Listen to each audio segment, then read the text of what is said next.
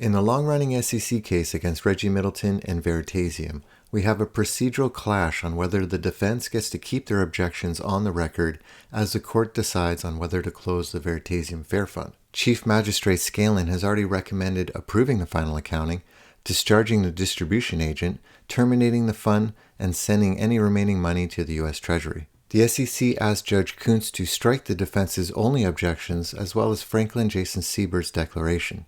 The agency argued that the filing was over the word limit, raised arguments too late, and attached a filing that had already been stricken. In a surprising turn of events, Judge Kuntz did not strike the defense's objections. In a short scheduling order, he denied that part of the motion and instead gave the SEC more time to respond. That means that the defense's objections stay in the record while the briefing continues. The word count argument. The SEC's first argument was procedural and straightforward. Local rules cap objections like these at 3,500 words. According to the SEC, the objections alone ran 8,800 words. Count the Siebert declaration and the previously stricken reply, and the agency said that that total reached almost 11,677 words. That is the backbone of the SEC's overlength argument. The timeliness nuance. This part needs precision. The objections to Scanlon's February 17th report were filed on March 2nd, ahead of the March 3rd deadline. So the SEC were not saying that the objections to the report itself were late.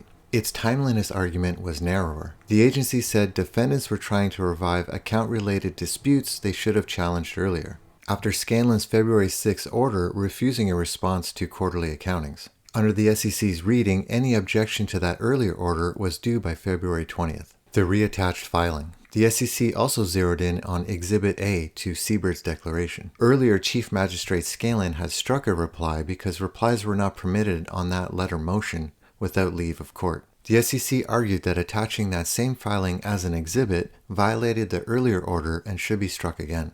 What the judge actually did.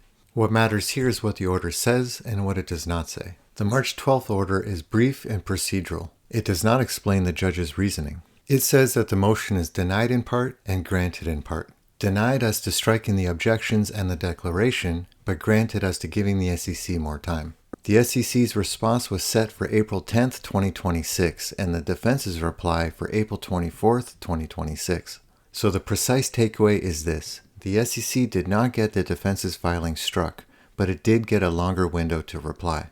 The defense's objections and declaration remain on the record, and the larger dispute still centers around whether the court will approve a special master or approve the final accounting, discharge the distribution agent, terminate the fair fund, and send any residual money to the U.S. Treasury. Remember, these residual funds may actually belong to Reggie Middleton. That's all I got for you for today, and if you'd like to catch up on this case, you can check out this video here. And like always, thank you very much for all the support, and I'll catch you in the next update.